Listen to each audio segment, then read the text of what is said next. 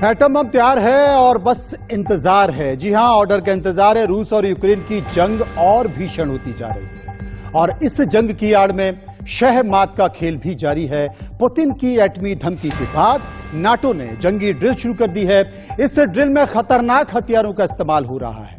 कुछ दिन बाद रूस भी ऐसी ही ड्रिल को अंजाम देगा, यानी आग दोनों तरफ लगी हुई है और एक छोटी सी चिंगारी पूरी दुनिया को महाविनाश की तरफ ले जाएगी।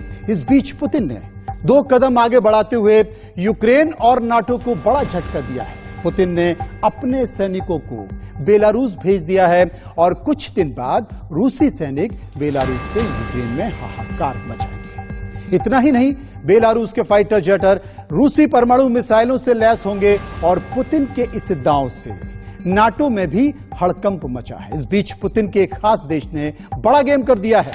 कौन सा है ये देश और क्या किया गया है खेल, हम आपको विस्तार से समझाएंगे। लेकिन पहले देखते हैं नाटो की वॉर ड्रिल के कैसे गरज रहे हैं, कैसे बरस रहे हैं ये घातक हथियार।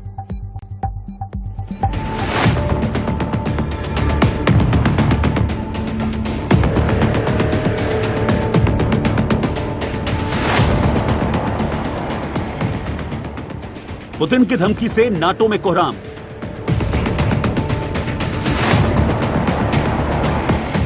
एटमी जंग के लिए नाटो हो रहा तैयार।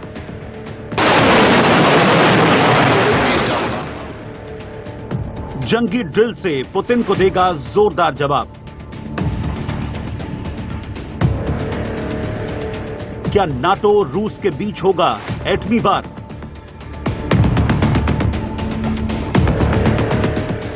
रूस यूक्रेन जंग और पुतिन की परमाणु धमकियों के बीच नाटो भी खुद को तैयार करने में जुटा है।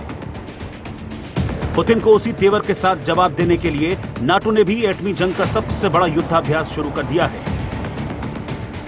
स्टेड फास्ट नून नाम से शुरू हुए इस परमाणु अभ्यास में 14 सदस्य देश और 60 विमान हिस्सा ले रहे हैं, जो 13 दिनों तक बेल्जियम, उत्तरी सागर और ब्रिटेन के हवाई क्षेत्र को दहलाते रहेंगे। दुनिया का काल समझे जाने वाले अमेरिका के B-52 बॉम्बर को भी इस ड्रिल का हिस्सा बनाया गया है।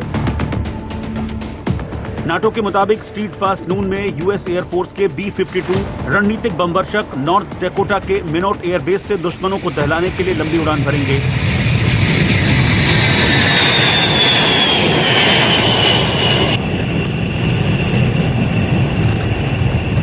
वहीं बेल्जियम के क्लेन ब्रोगेल एयरबेस से एडवांस F-16 विनाशकारी मिसाइल से लैस होकर ड्रिल का हिस्सा बन रहे हैं।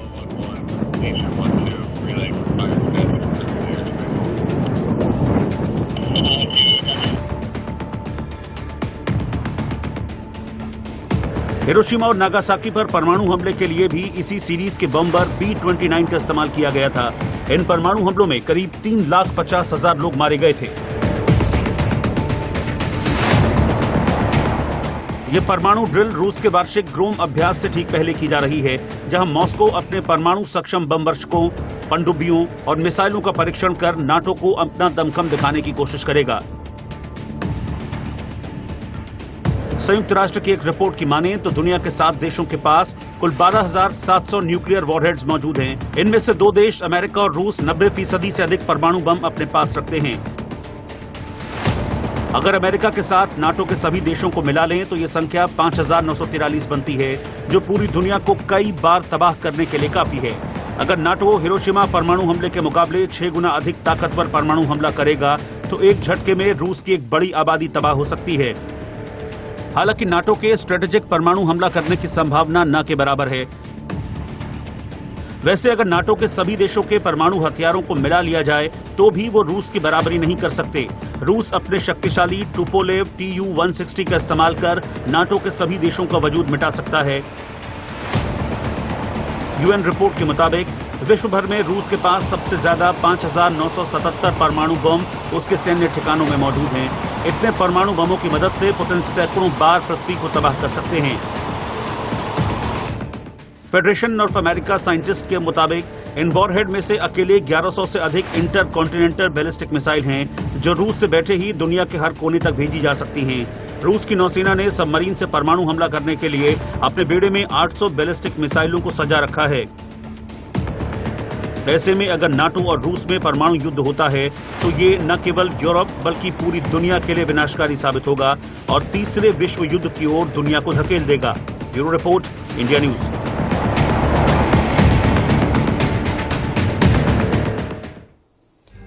उधर रूस और यूक्रेन की जंग के बीच पुतिन बड़ा दांव चल सकते हैं। पुतिन के इस दांव से यूक्रेन से लेकर नाटो में कोहराम मचा है। पुतिन ने बेलारूस में अपने सैनिक भेज दिए हैं। इतना ही नहीं, बेलारूस के फाइटर जेट्स को परमाणु मिसाइलों से भी तैनात किया जाएगा।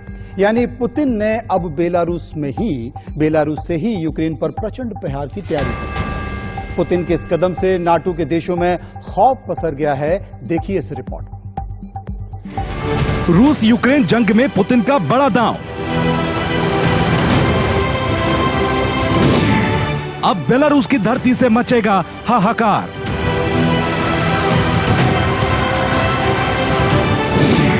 रूसी सैनिक करेंगे यूक्रेन में प्रचंड प्रहार। फाइटर जेट की उड़ान से मचेगा नाटो में कोहराम।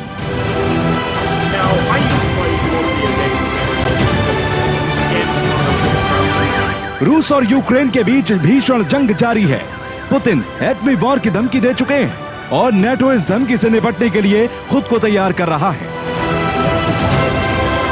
इस बीच पुतिन ने एक बड़ा दांव चला जिससे यूक्रेन समेत नाटो की नींद हराम हो गई है।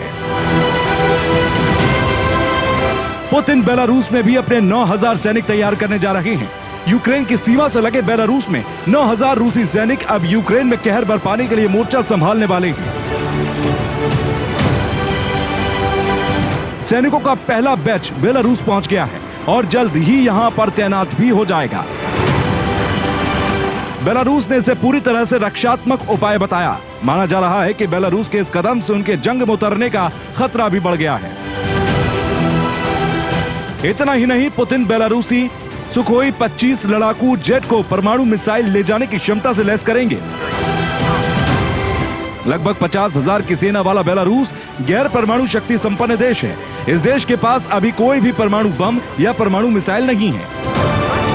अगर बेलारूस को रूस से परमाणु हथियार मिल जाते हैं तो ये पूरे यूरोप के लिए खतरे की घंटी होगी। रूस और बेलारूस की खुफिया रिपोर्ट में दावा किया गया कि यूक्रेन अब बेलारूस पर आक्रमण करने की योजना बना रहा है।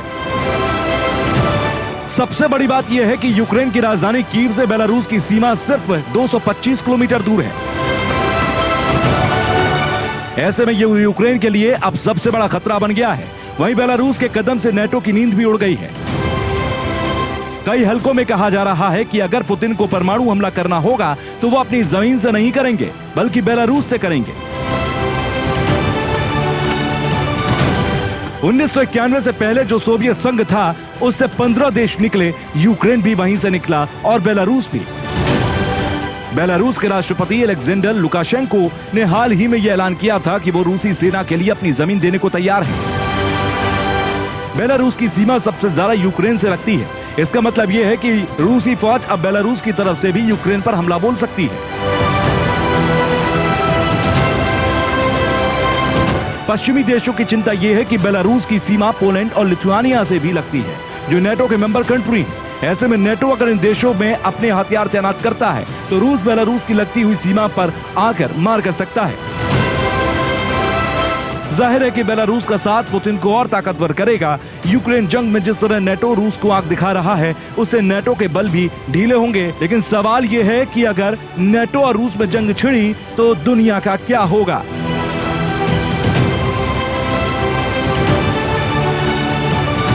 Bureau report, India news.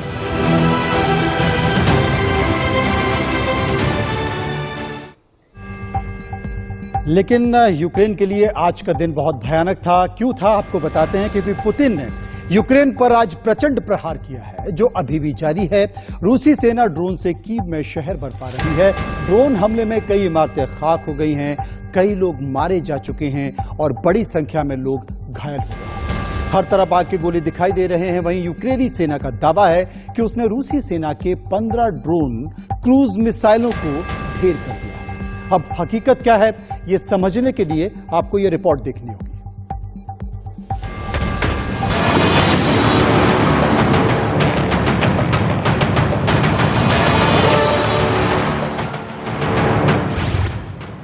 Ukraine पर पुतिन का भीषण प्रहार।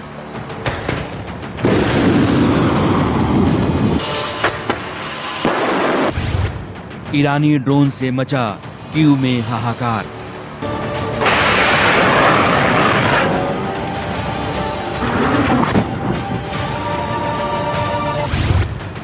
हर तरफ धुआं, आग ही आग।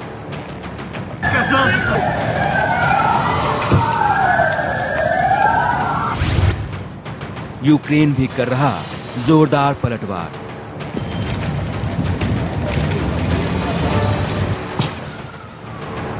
रूस और यूक्रेन की जंग बेहद खतरनाक मोड़ पर है। रूस ने एक बार फिर यूक्रेन की राजधानी कीव पर कामिकाजे ड्रोन से हमला किया है। तस्वीरों में आप देख सकते हैं कैसे ड्रोन के हमले में इमारतें आग का गोला बन रही हैं।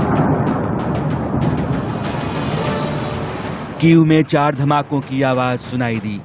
कीव शहर में रूसी सेना ने ईरान में बने कामिकाजे ड्रोन से हमला किया है। इसमें कई इमारतों को नुकसान पहुंचा है। इनमें से एक बिल्डिंग पूरी तरह तबाह हो गई है। I'm at the scene of the drone strike explosion in Kyiv this morning. The city was hit by several kamikaze drones designed by Iran, deployed by Russia. And as of now, the situation is calm. Police have cordoned off the streets and are preventing anyone from getting any closer, which makes sense. And civilians are just calmly looking on. There seems to be a large fire which is burning, sending plumes of smoke into the air. But we can't see the fire directly, but the smoke is quite substantial, even though the video doesn't quite show it. But sometimes, in some instances, the visibility is reduced so drastically that you can't see more than 50 meters ahead of you. Now, the exact location of this scene can't be, well, I can't say it right now. It will come out later on. But it's roughly near the train station and the university, showcasing the fact that these attacks are not happening in military installations. They're not happening in far-off places. They're happening right in the center of Kyiv, and they're meant to terrify civilians. But civilians remain unterrified. हमले में इस्तेमाल किए गए kamikaze drone का नाम शाहीद 136 है। इस drone को ईरान का सबसे खतरनाक हथियार माना जाता है। इस बीच कीव के एयर डिफेंस सिस्टम ने 15 ड्रोन तबाह किए। यूक्रेन की एयरफोर्स के मुताबिक सेना ने पिछले 13 घंटों में कुल 37 कामिकाजे ड्रोन मार गिराए हैं। ओडेसा में 6 ड्रोन और माइकोलाइव में 9 ड्रोन को मार गिराया गया है।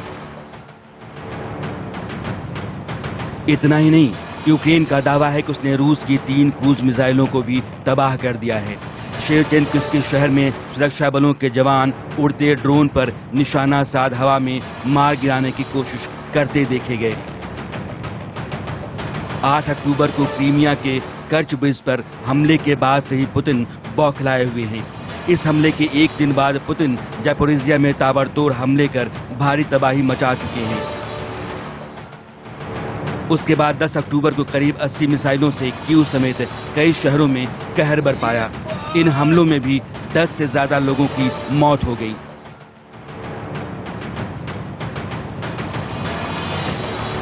रूस की तरफ से ताबड़तोड़ हमले से ज़ेलेंस्की इतना घबराए हुए हैं कि G7 के देशों से एयर डिफेंस सिस्टम की गुहार लगाई है। जर्मनी ने 4 एयर डिफेंस सिस्टम भी दे दिए हैं। जाहिर है इन एयर डिफेंस सिस्टम से यूक्रेन की ताकत बढ़ी है, लेकिन यूक्रेनी सेना पुतिन के आक्रोश को झेल पाएगी, ये कह पाना अभी मुश्किल है। Bureau report, India news.